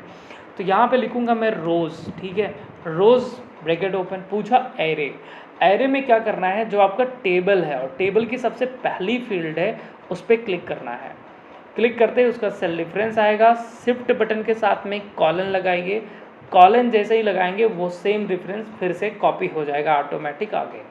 अब इसमें पहले वाले को बीच में कर्सर रखिए या फिर सेलेक्ट कर लीजिए, सिर्फ पहले वाले को आपको लॉक करना है, ठीक है, यहाँ पे ये जो पहला वाला आ रहा है हमारा, इसको सिर्फ हम लॉक कर देंगे। लॉक करने के बाद में अब ब्रैकेट क्लोज करना है, कॉमा लगाना है और लास्ट में 0 देना है। अब फिर ब्रैकेट को क्लोज करके, अब ध्यान देना, कंट्रोल एंटर बटन दबाना, ना कि enter, control enter, control enter button दबाएंगे, फिर एंटर एक बार दबा देंगे तो सब में वो फंक्शन अप्लाई हो जाएगा, नहीं तो पकड़ के खींचना पड़ता। सब में अप्लाई हो गया। अब देखो मैं ऐसा लिख रहा हूँ P102, एंटर किया, ये देखो एक ही बार में सब में अप्लाई हो गया, ठीक है। फिर अगर मैं ऐसा लिखूँ P104, एंटर बटन दबाया, सब में अप्लाई हो गया, है ना। तो इस तरीके से आपकी ये लुकअप फंक्शन काम करते हैं। सेम ऐसे ही वी लुकअप है, मैं वी लुकअप छोड़ रहा हूँ आपके लिए, और इसलिए छोड़ रहा हूँ क्योंकि मैंने वीडियो बना रखा है, तो मैं चाहता हूँ इसको ट्राई करो, ठीक है, कुछ आप भी करो, बढ़िया से थोड़ा समय दो, और अगर फिर भी नहीं आता तो हमारी पुरानी वीडियोस देख लेना, वी लुकअप की जो अलग से बनी हुई है सेपरेट, आपको आराम से समझ में आ जाएगा। और कुछ नहीं, बिल्कुल ऐसे ही है। अब आते हैं इंडेक्स और मैच फंक्शन पे। इंडेक्स फंक्शन क्या काम करता है, जैसे यहाँ पे ये पूरी रिपोर्ट बनी पड़ी है, अगर मैं कहूँ कोई प्रोडक्ट का नाम मैं बोलूँ, जैसे कि मैं बोल रहा हूँ नोटबुक या फिर हेडफोन, अगर मैं पूछूं कि हेडफोन कितने नंबर पे है, कितने नंबर रो में है, तो आपको प्रोडक्ट का नाम बोला जाए और रो नंबर बताना हो तो मैच फंक्शन लगाते हैं, लेकिन अगर रो नंबर बोला जाए और प्रोडक्ट नाम बताना हो तो इंडेक्स फंक्शन लगाते हैं। चलिए यहाँ पे हम समझ लेते हैं इंडेक्स फंक्शन को।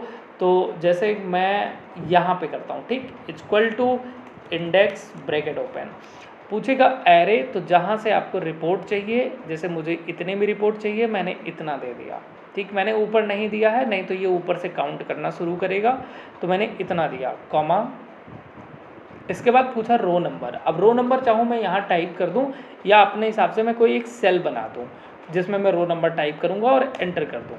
अब जैसे मैं यहाँ पे रो नंबर टाइप करूँगा 1, तो देखो 1 पे कौन है, मोबाइल है, ठीक है, 2 पे कौन है, हेडफोन है, 3 पे यहाँ नोटबुक है। तो इस तरीके से आपका ये इंडेक्स फंक्शन काम करता है, रो नंबर से वैल्यू निकाल के देता है। लेकिन अगर मुझे यहाँ पे वैल्यू से रो नंबर निकालनी है तो मैं लगाऊंगा यहाँ पे मैच नाम का फंक्शन, ब्रैकेट ओपन करूँगा। पूछा लुकअप वैल्यू, तो लुकअप वैल्यू में मैं यहाँ पे ये सेल रेफरेंस दूंगा जहाँ पे मैं प्रोडक्ट को टाइप करने वाला हूँ, कॉमा। लुकअप एरे पूछेगा तो आपको ये पूरा का पूरा एरे दे देना है जो आपने पूरा टेबल बनाया है जहाँ से वैल्यू प्राप्त होगी, कॉमा। इसके बाद आपको लास्ट में जब ये ट्रू एंड फॉल्स और एग्जैक्ट मैच की बात आए तो हमेशा 0 पास करना चाहिए, ब्रैकेट क्लोज और एंटर। अब यहाँ पे अगर मैं लिखता हूँ कि भैया बताओ शूज़ जो है वो कितने नंबर पे है, तो यहाँ पे निकल के आ गया उसका रो नंबर 4 पे है, ठीक है। तो ये हमारे थे कुछ मोस्ट इम्पॉर्टेंट फंक्शन, ठीक है, इनको बढ़िया से ट्राई करना क्योंकि ये सबसे ज़्यादा इस्तेमाल किए जाने वाले फंक्शन हैं। अब आते हैं अपने मैथ कैटेगरी पे, इनको समझते हैं, ठीक है। अब बहुत ही सिंपल और छोटे छोटे फंक्शन मिलेंगे, ठीक है, हालांकि आगे हैं कुछ, ठीक है, बढ़िया फंक्शन। अब इनको भी मैं कहीं पे कॉपी पेस्ट कर लेता हूँ, तो चलिए कॉपी किया और यहाँ कहीं पे लेके आता हूँ, ठीक है, या देखता हूँ कहीं और कोई सीट, ठीक है, यहाँ पे मैं इनको पेस्ट कर लेता हूँ। अब इनको लगा के दिखाता हूँ। जैसे एक वैल्यू आती है हमारी यहाँ पे मतलब फंक्शन है हमारा ABS यानी एब्सोल्यूट, जो हमारी अगर कोई माइनस नंबर है, जैसे -8 लिखा हुआ है, तो कभी भी कोई भी रिजल्ट माइनस में आ रहा है उसको आप पॉजिटिव में लेना चाहते हैं, ठीक है, तो आप ABS नाम का फंक्शन लगाओ, नंबर दे दो अपना जो भी है और एंटर बटन दबाओ, वो उसको एब्सोल्यूट में कन्वर्ट कर देगा। वही फैक्ट की अगर हम बात करें, जो कि फैक्टोरियल निकालने का काम करता है। फैक्टोरियल आप जानते हैं, जैसे कोई भी संख्या दे दी गई हो तो वो संख्या अपने पिछले संख्या से गुणे होते हुए 1 तक जाती है। जैसे 3 का फैक्टोरियल मैं बोलूँ तो 3 गुणे 2 गुणे 1, 4 का फैक्टोरियल बोलूँ तो 4 गुणे 3 गुणे 2 गुणे 1, तो वो अपने पिछले संख्या से गुणा होते हुए 1 तक जाएगा, फिर जो वैल्यू निकल के आएगी वही उसका फैक्टोरियल कहलाता है। तो अगर मैं यहाँ पे देता हूँ equal to fact bracket open और कोई नंबर दे दूँ, जैसे मैंने नंबर दिया 4 ब्रैकेट क्लोज, तो 4 का फैक्टोरियल 24 यहाँ पे निकल के आया, 4 गुणे 3 गुणे 2 गुणे 1, ठीक है, इनका गुणा हुआ, इसके बाद जो आया वो उसका फैक्टोरियल हो गया। मॉड फंक्शन की अगर हम बात करते हैं, मॉड, तो यहाँ पे पूछा नंबर, मॉड का मतलब यहाँ पे होता है आपका ये शेषफल का मतलब शेषफल दिखाएगा। जैसे यहाँ पे मान लो 24 है, मैंने 24 दे दिया, ठीक है, या कोई नंबर टाइप कर सकते थे, ठीक, कॉमा, फिर अब 24 में कितने से भाग देना, मैंने कहा 4 से भाग दो। अब 4 से 24 में भाग देने पे जो शेषफल बचेगा उसी शेषफल को ये दिखाएगा। तो कितना बचा, 0, है ना। जब आप 4 से भाग देंगे तो पूरा कट जाएगा, शेषफल कितना बच जाएगा, 0, तो ये शेषफल को दिखा रहा है 0। पावर फंक्शन किसी भी संख्या की पावर को निकालता है। जैसे इस तरीके से मैं अगर लगाऊं पावर, सॉरी पूरा मुझे लिखना पड़ेगा यहाँ पे, पावर, ब्रैकेट ओपन करा, फिर पूछ रहा है हमसे नंबर, हमने कहा जी 5 है, 5 की पावर कितनी पूछ रहा है, पावर, तो हमने कहा 5 की पावर 2 है, ब्रैकेट क्लोज किया और एंटर बटन दबाया, तो 5 की पावर 2 है अगर, तो 5 गुणे 5 यानी यहाँ पे रिजल्ट आ गया है 25, ठीक है। और वहीं अगर हम बात करते हैं राउंड फंक्शन की, ठीक है, तो राउंड फंक्शन क्या काम करता है, किसी भी संख्या का राउंड करके देता है। जैसे अगर मान लीजिए कि मैं यहाँ पे कोई संख्या लिखा हूँ कि 14.523, ठीक, अब ये दशमलव के ऊपर डिपेंड करता है कि दशमलव के बाद की संख्या 5 से बड़ी है या छोटी है, उसके हिसाब से ये वैल्यू को एक बढ़ा के या घटा करके देगा।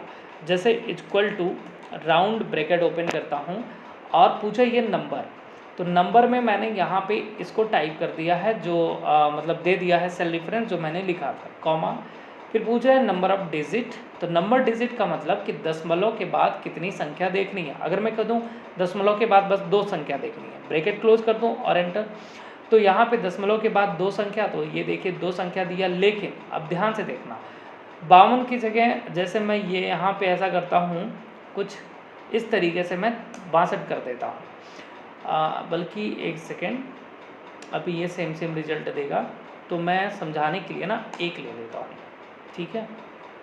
1 पे भी सेम दे रहा है, ठीक है, मैं यहाँ पे ले लेता हूँ 0, ठीक। अब देखो, अब आपको अच्छे से समझ में आएगा। मैंने कह दिया 0, मतलब दशमलव के बाद मुझे कोई संख्या नहीं चाहिए। अब अगर मैंने 0 लिया है, तो चूंकि ये दशमलव के बाद की संख्या ये 5 से बड़ी थी, तो यहाँ पे एक इंक्रीमेंट करके मिला, हमें 15 मिला। लेकिन अगर मैं यही दशमलव के बाद की संख्या को 5 से छोटा कर दूं, यानी 2 कर दूं, तो जो संख्या है वही संख्या मुझे वापस मिल जाएगी। अब राउंड अप की बात करें, तो ये राउंड अप कहता है कि भैया देखो, दशमलव के बाद की संख्या बड़ी है, छोटी इससे मतलब नहीं है। सेम ऐसे ही राउंड डाउन भी कहता है कि छोटी बड़ी से मतलब नहीं है। राउंड अप हमेशा बढ़ा के देगा, राउंड डाउन जो है उसी को दे देगा। तो अगर मैं यहाँ पे राउंड अप नाम का फंक्शन लगाऊँ, नंबर पूछा, मैंने ये दिया, कॉमा, मैंने कहा दशमलव के बाद कोई संख्या नहीं चाहिए, 0 पास कर दिया और एंटर कर दिया, ठीक है। तो मुझे एक बढ़ा करके ही दे रहा है ये।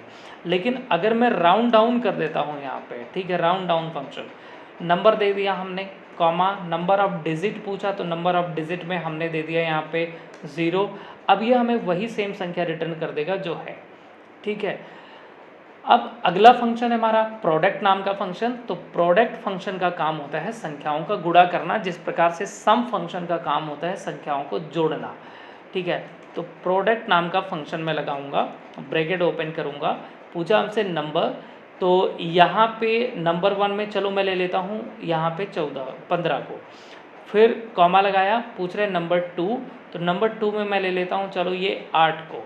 अब ये 15 गुणे 8 करेगा और जो रिजल्ट आया वो यहाँ पे दिखा दिया इसने, ठीक है। अब रैंड बिटवीन फंक्शन पे आते हैं। तो रैंड बिटवीन फंक्शन का काम ये होता है कि हमें नंबर जनरेट करके देगा। जैसे पूछ रहा बॉटम, मिनिमम संख्या मैंने कहा 10, कॉमा, टॉप यानी मैक्सिमम संख्या हमने कहा 100, तो 10 से 100 के बीच का नंबर ये जनरेट करके दे देगा। अगर आप ऐसे पकड़ के खींचते हैं इसको, तो ये नंबर जनरेट करते हुए चला जाएगा, जो 10 से और 100 के बीच के नंबर होंगे। अब सम फंक्शन की बात करूं, तो सम फंक्शन जोड़ने का काम करता है, जो नंबर मैं दूंगा। सपोज मान लीजिए ये कुछ लिखा गया और आपको ये इन्हें जोड़ करके यहाँ नीचे दिखाना है।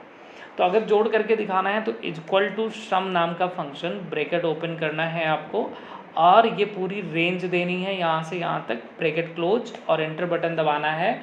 सम फंक्शन आपको वैल्यू जोड़ करके दिखा देगा। कभी भी वैल्यू को जोड़ना है, सम फंक्शन लगाइए। अब समझते हैं सम इफ और सम इफ्स नाम के फंक्शन को। तो मैं वापस आ जाता हूँ अपने इस डेटा पे, ठीक है। कहाँ गया हमारा प्रोडक्ट सीट। तो प्रोडक्ट सीट पे मैं आ गया, और प्रोडक्ट सीट में मैं ऐसा करूँगा कि मैं इसको पूरे को यहाँ पे कॉपी करता हूँ और एक अलग सीट ले लेता हूँ। अच्छे से समझते हैं इसको, ठीक है, ओके। और भैया इनको थोड़ा सा मैं बड़ा कर दूँ कॉलम को, ठीक है। अब समझना है आपको कि सम इफ़ क्या काम करता है और सम इफ्स क्या काम करता है। देखो, पहले अगर हम बात करते हैं सम इफ़ फंक्शन की। अब सम फंक्शन देखा आपने जोड़ने का काम कर रहा था, एक साथ में लग गया इफ़, जो कि कंडीशन को सॉल्व करता है, ठीक है। तो यानी किसी कंडीशन के हिसाब से अगर कोई वैल्यू जोड़नी है और सिंगल कंडीशन है, तो सम इफ़ नाम का फंक्शन लगा जाएगा, ठीक है। अब जैसे मान लीजिए यहाँ कैटेगरी लिखी हुई है और यहाँ प्राइस लिखा हुआ है, ठीक है। हमने कहा भैया कैटेगरी का नाम मैं बोलूँगा और उस कैटेगरी के नाम के हिसाब से आपको टोटल प्राइस करके देनी है। तो मैं यहाँ पे लगाऊंगा सम इफ़ नाम का फंक्शन, ब्रैकेट ओपन करूँगा। सेंटेक्स ध्यान से समझना, क्या पूछ रहा है, रेंज। तो रेंज में देखो, अगर इसका भी काम होता तो मैं यहाँ से देता। अभी चूँकि सिर्फ यही इतना काम है तो मैं सिर्फ इतने को दे रहा हूँ, ठीक है। कॉमा लगा दिया। क्राइटेरिया पूछा, तो क्राइटेरिया में मैं ये सामने रेंज दूंगा जहाँ पे मैं कैटेगरी का नाम लिखूंगा, और इसके बाद में कॉमा लगा दूंगा। कॉमा लगाने के बाद पूछा सम रेंज। सम रेंज का मतलब ये होता है कि किस वैल्यू को जोड़ करके दिखानी है। तो जैसे मुझे यहाँ क्या चाहिए, प्राइस, तो मैं यहाँ से प्राइस, चूँकि ऊपर से सिलेक्शन है तो मैं फिर से ऊपर से नीचे तक सिलेक्शन दूंगा, ठीक है, सिर्फ इसको ब्रैकेट क्लोज करके और एंटर बटन दबा दूंगा। अब मैं अगर यहाँ पे लिखता हूँ कि भैया देखो क्लॉथिंग की रिपोर्ट चाहिए मुझे, तो एंटर करूँगा तो क्लॉथिंग की रिपोर्ट आ जाएगी, ठीक है। अच्छा, और देखो यहाँ पे इलेक्ट्रॉनिक्स की रिपोर्ट चाहिए, ठीक है, इलेक्ट्रॉनिक्स की एंटर कर दूंगा तो इलेक्ट्रॉनिक्स प्रोडक्ट जितने भी हैं, जैसे यहाँ पे मोबाइल फ़ोन था, हेडफोन था, दोनों को जोड़ा और फिर रिजल्ट आ गया। समझ रहे हैं बात? तो दोनों को जोड़ करके रिजल्ट दिखा दिया इसने। तो यहाँ सिंगल कंडीशन है, कंडीशन में जो दे रहा हूँ, जो शब्द दे रहा हूँ उसको मैच कर रहा है, फिर वो कितनी बार है उसके प्राइस को जोड़ करके दे रहा है यहाँ पे।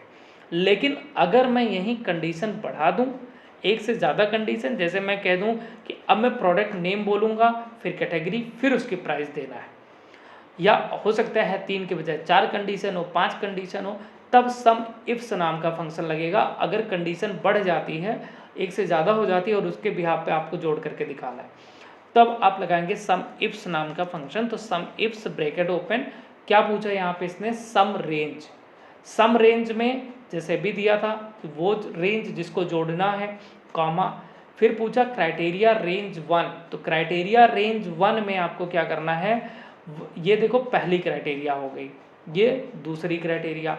अब पहली क्राइटेरिया की रेंज, तो पहली क्राइटेरिया की रेंज कहाँ पे है, यहाँ पे है, ठीक है, इसको दे देना है जहाँ पे वो चीज़ मिलेगी, कॉमा। फिर पूछ रहा है ये क्राइटेरिया 1, तो क्राइटेरिया 1 हमारी ये रहा, कॉमा। फिर पूछा क्राइटेरिया रेंज 2, तो दूसरी क्राइटेरिया हमारी जो है वो ये है, लेकिन इसकी रेंज यहाँ पे है, ठीक है, कॉमा लगा दिया।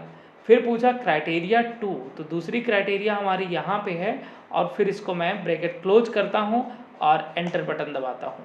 अब मैं यहाँ पे मोबाइल पे क्लिक करता हूँ, मतलब एक अपना डाल दिया कंडीशन की मोबाइल, और मोबाइल जो कि किस कैटेगरी में आ रही है, इलेक्ट्रॉनिक्स कैटेगरी में आ रही है, इसकी रिपोर्ट दिखाओ। अच्छा एक सेकेंड, यहाँ हमने स्पेलिंग थोड़ी सी मिस्टेक कर दी है, इलेक्ट्रॉनिक्स, ठीक है, अब आ गया। अब तक सिर्फ इलेक्ट्रॉनिक्स लिखते ही दोनों इलेक्ट्रॉनिक्स को जोड़ के दिखा रहा था, लेकिन अब कह रहे हूँ मोबाइल, और मोबाइल जो किस कैटेगरी में हो, इलेक्ट्रॉनिक्स कैटेगरी में हो। तो इस तरीके का मतलब डेटा समझो, अगर ऐसा कोई डेटा है, ऐसी कोई कंडीशन है, तो सम इफ्स नाम का फंक्शन आप लगाएंगे, ठीक है।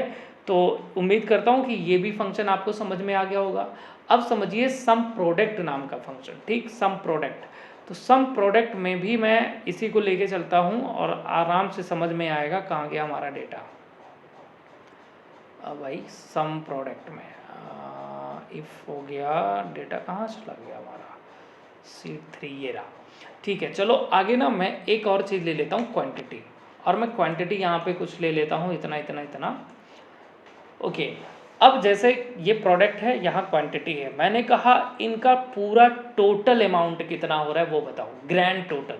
अब ग्रैंड टोटल निकालने के लिए देखो हम क्या करेंगे, इसका पहले गुणा करें यहाँ पे, फिर एक अमाउंट आएगा, फिर इसका गुणा करें, यहाँ अमाउंट आएगा, ऐसा सबका करते हैं।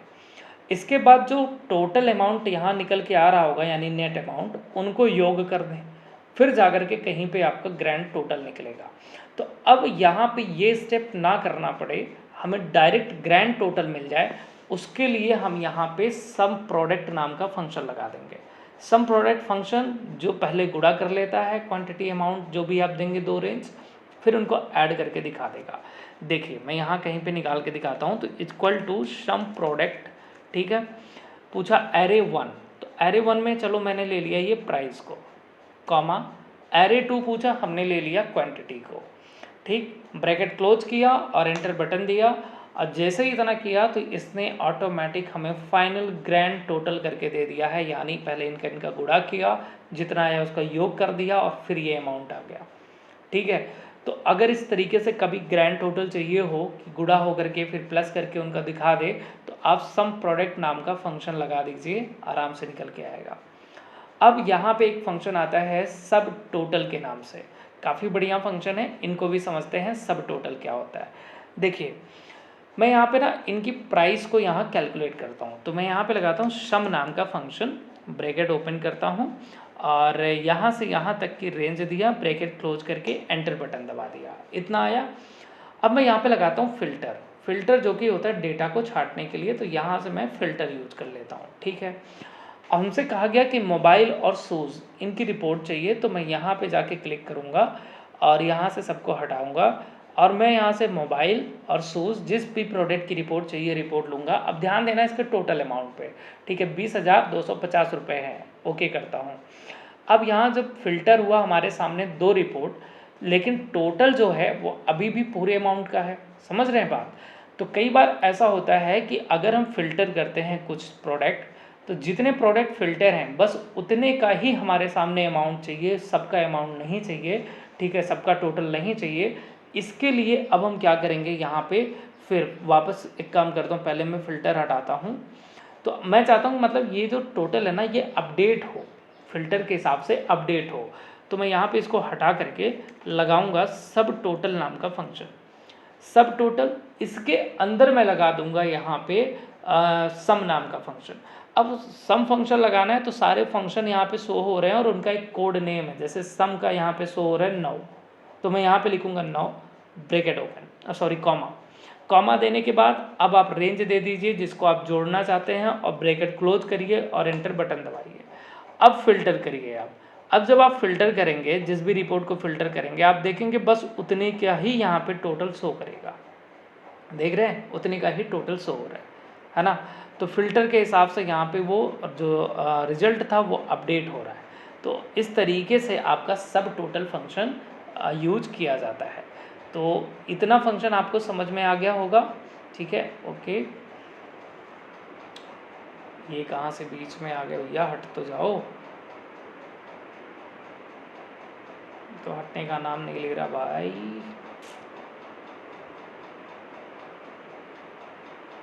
ओके, अरे बार बार गायब हो जा रहा है यार, के सिस्टम थोड़ा सा लैग हो रहा है हमारा, है ना। वेट करते हैं 1 मिनट, हटा रहा हूँ, हट जाना चाहिए, इसके बावजूद नहीं हट रहा है ये। ओके, तो हमने फिर से आ गया, हट जाओ, ठीक है। अब देखते हैं वापस। तो हमने ये भी पूरा यहाँ से यहाँ तक कवर कर लिया, ठीक। अब आगे के फंक्शन देखते हैं जो कि हमारे एवरेज काउंट से रिलेटेड फंक्शन है। बहुत ही सिंपल से फंक्शन ये भी हैं जिसमें हम चलिए, तो सबसे पहले हम एवरेज फंक्शन देखते हैं। तो ठीक, अगर मान लीजिए कि एवरेज फंक्शन में ऐसे कुछ नंबर लिख दूँ, मान लीजिए आपने कुछ सब्जेक्ट के नंबर लिख दिए हैं किसी भी स्टूडेंट के, मैं यहीं पे करके दे दे रहा हूँ, ठीक है। और मैंने कहा इसमें से एक एवरेज नंबर बताना है कि एवरेज कितना नंबर स्टूडेंट कॉमन पा रहा है। तो कभी भी एवरेज नंबर निकालना है तो एवरेज नाम का फंक्शन लगाइए, ब्रैकेट ओपन करिए, रेंज दीजिए आप, ठीक है, कोई औसत नंबर लेने के लिए एंटर करिए। अच्छा, क्या गड़बड़ कर दिया भैया, हमने कुछ तो गड़बड़ किया है यहाँ पे, ठीक है। चलिए भैया 1 सेकेंड, इक्वल टू, ठीक है, एवरेज, फिर अब देते हैं यहाँ से यहाँ तक सिंटैक्स, ब्रैकेट क्लोज और एंटर। तो अब एक एवरेज नंबर इसने निकाल के दे दिया हमें, ठीक है, जो कि इतना हो रहा है। तो ऐसे आप एवरेज नाम का फंक्शन लगाएंगे। अब समझते हैं यहाँ पे कि काउंट से रिलेटेड फंक्शन, इनके ऊपर भी मैंने अलग से सेपरेट वीडियो बनाई है, तो एक बार देख लेते हैं। तो अब इनको मैं ना यहाँ से कॉपी कर लेता हूँ और किसी जगह पे लेके चलता हूँ, ठीक है, यहाँ पे आता हूँ, पेस्ट कर लिया। काउंट नाम का फंक्शन समझते हैं क्या काम करता है, या फिर काउंट को 1 सेकेंड मैं यहाँ पे, ठीक है। तो यहाँ पे जैसे प्राइस लिखा ना, मैं किसी की प्राइस हटा देता हूँ और किसी किसी की, और किसी किसी की प्राइस यहाँ पे लिखी हुई है। अब अगर हमसे इस तरीके का कोई डेटा बना है और कहा जाए कि बताओ कितने लोगों की प्राइस यहाँ पे नोट डाउन कर दी गई है, तो आप क्या देखेंगे कि प्राइस के अंदर किस किस सेल में नंबर लिखे गए हैं। यानी एक ऐसा कोई अगर फंक्शन हो जो हमारा क्या कर दे, नंबर को काउंट करके बता दे, हम जो रेंज दें वो बता दे कि इस रेंज में इतने सेल में नंबर लिखे गए हैं, तो हम बड़े आराम से ऐसी रिपोर्ट बता सकते हैं, बना सकते हैं। तो हम वापस यहाँ पे काउंट नाम का फंक्शन लगा देंगे। काउंट फंक्शन ये कहता है कि जो भी रेंज आप दोगे हमें, जैसे ये दिया, जो भी रेंज दोगे, ब्रैकेट क्लोज, उस रेंज में जो नंबर्स लिखे गए होंगे जितनी सेल में, उन सेल की संख्या को बता देगा। काउंट फंक्शन सिर्फ और सिर्फ नंबर को काउंट करने का काम करता है, जो कि इस तरीके से नंबर को काउंट करके हमें रिजल्ट दे दिया है। वहीं काउंट ए फंक्शन का काम, यानी काउंट ऑल, जो कि हमारे द्वारा जो भी मतलब रेंज दी जाएगी, उस पूरे रेंज में कितनी रेंज में डेटा भरा गया है। जैसे फॉर एग्जांपल मैं अगर यहाँ से लेकर के यहाँ तक का रेंज देता हूँ, ठीक है, यहाँ से यहाँ तक, मैंने कहा कितने सेल में डेटा है, इस पूरे रेंज में कितने सेल ऐसे हैं जिसमें डेटा है, ब्रैकेट क्लोज करके एंटर करूँगा तो चाहे वो किसी भी फॉर्मेट में डेटा हो, बस खाली ना रहे सेल, खाली सेल को नहीं गिनता, चाहे नंबर हो, टेक्स्ट हो या स्पेशल कैरेक्टर हो, सबको काउंट करके बता देगा कि टोटल कितने सेल में डेटा है। देखो 6 सेल में डेटा भरा गया है। वहीं काउंट ब्लैंक फंक्शन, जैसे यहाँ प्राइस है, मैंने कहा कितने लोगों की प्राइस नहीं भरी गई है, तो काउंट ब्लैंक नाम का फंक्शन मैं यहाँ पे इस्तेमाल करूँगा, काउंट ब्लैंक, ठीक है।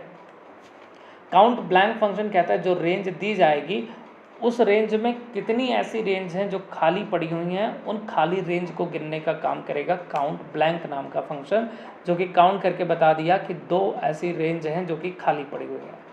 अब काउंट इफ़ की बात करता हूँ, जैसे यहाँ कैटेगरीज हैं, अगर मैं कहूँ इलेक्ट्रॉनिक्स के कितने प्रोडक्ट हैं, अब आप कहोगे ठीक है, ऐसे देखोगे इलेक्ट्रॉनिक्स यहाँ लिखा, यानी उस शब्द को ढूंढ रहे हो कितनी बार वो शब्द रिपीट हुआ।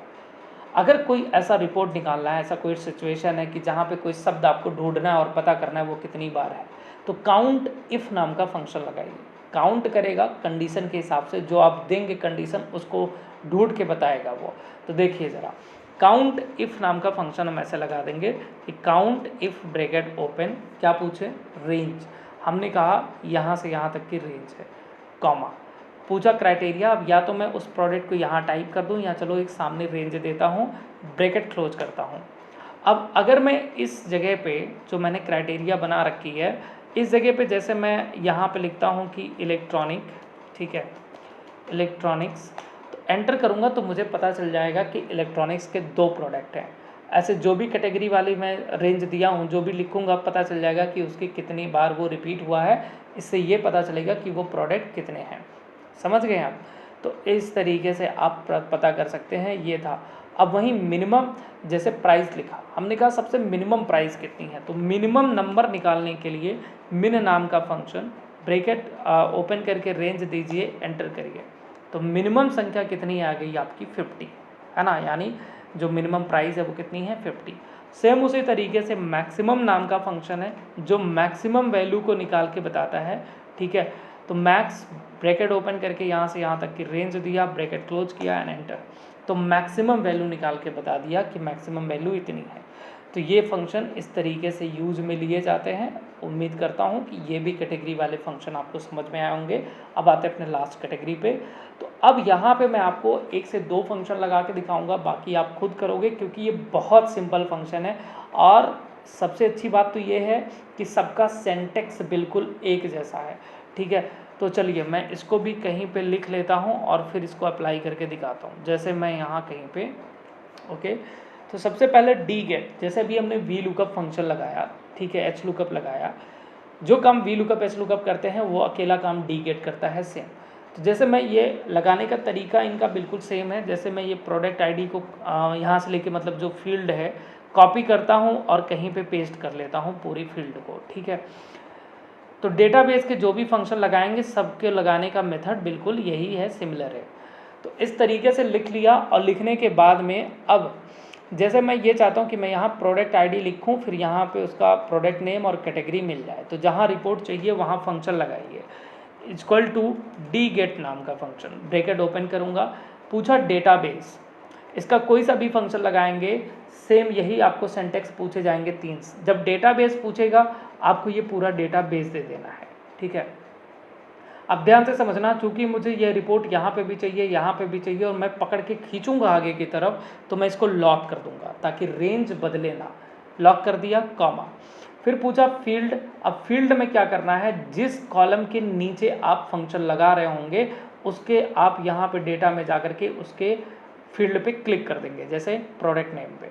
और इसको लॉक नहीं करना, क्योंकि जब ये सेल यहाँ आएगी तो ये फील्ड बदल के यहाँ पे जानी चाहिए, इसलिए इसको लॉक नहीं करेंगे, कॉमा। पूछा क्राइटेरिया, तो क्राइटेरिया देखो ये सामने वाली रेंज है, तो ऊपर और नीचे ये जो दोनों आ रहा है मैंने दोनों को दिया, ठीक है, दोनों ही देना है आपको, और इसको भी लॉक कर देना है, ठीक है, और ब्रैकेट को क्लोज करना है, बस एंटर कर दीजिए। एंटर करने के बाद सेम चीज़ ऐसे पकड़ के खींच दीजिए यहाँ तक। अब आप यहाँ प्रोडक्ट आईडी लिखेंगे, जैसे मैं लिख रहा हूँ P101, एंटर किया तो दीजिए रिपोर्ट आ गई, समझ गए। तो डी गेट फंक्शन। अब जैसे सम इफ और सम इफ्स फंक्शन और सम फंक्शन, ये तीन फंक्शन हमने देखा अभी, ठीक है, कि कैसे ये तीनों फंक्शन काम कर रहे हैं। उन तीनों का काम अकेले ही हमारा ये डी सम नाम का फंक्शन करता है। जैसे इसको भी मैं निकाल के दिखाता हूँ। मैंने इसको कॉपी किया और यहाँ कहीं पे मैं पेस्ट कर देता हूँ, ठीक है, पेस्ट हो गया। अब मुझे प्राइस चाहिए, ठीक, प्राइस चाहिए, बाकी ये मेरी सामने मान लो क्राइटेरिया है। तो यहाँ पे मैं लगाऊंगा डी सम नाम का फंक्शन, ब्रैकेट ओपन। सेम वैसे ही डेटाबेस पूछा तो डेटाबेस मैं यहाँ से यहाँ तक दे दूंगा पूरा, कॉमा। फिर फील्ड पूछेगा, चूँकि प्राइस पे लगा रहा हूँ तो प्राइस पे क्लिक करूँगा। क्राइटेरिया पूछा तो ये जो मेरे सामने यहाँ से लेके यहाँ तक की जगह है ये मेरी पूरी क्राइटेरिया, ब्रैकेट क्लोज करूँगा और एंटर कर दूँगा, ठीक है। अब ये सम का काम कर रहा है।